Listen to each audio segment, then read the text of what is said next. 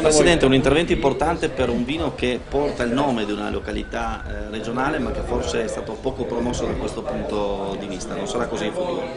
No, infatti noi vorremmo sfruttare il nome per la promozione territoriale, per i prodotti di qualità che continuiamo a fare e anche perché questo territorio ha bisogno appunto di una sua identità che è già forte ma che va valorizzata. Quindi il centro, diciamo così, che servirà per promuovere il Prosecco servirà anche per tenere insieme la comunità, potrà essere utile per gli imprenditori perché sarà un luogo nel quale possono scambiare non soltanto le buone prassi ma anche i prodotti e potranno promuovere i loro prodotti di qualità, insomma. Quindi è un inizio, ecco, sicuramente non è la fine ma è un inizio di un percorso che stiamo cercando di fare insieme.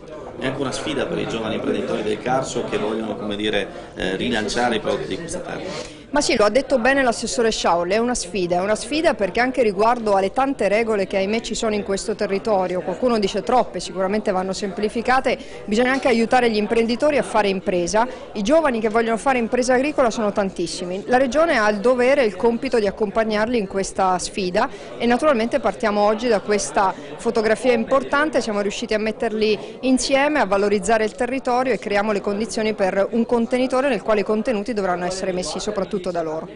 Presidente, è una visita che conferma l'interesse della Regione per lo sviluppo, per la realizzazione del Prosecco DOC. Il protocollo però scade il prossimo anno, è previsto un rinnovo?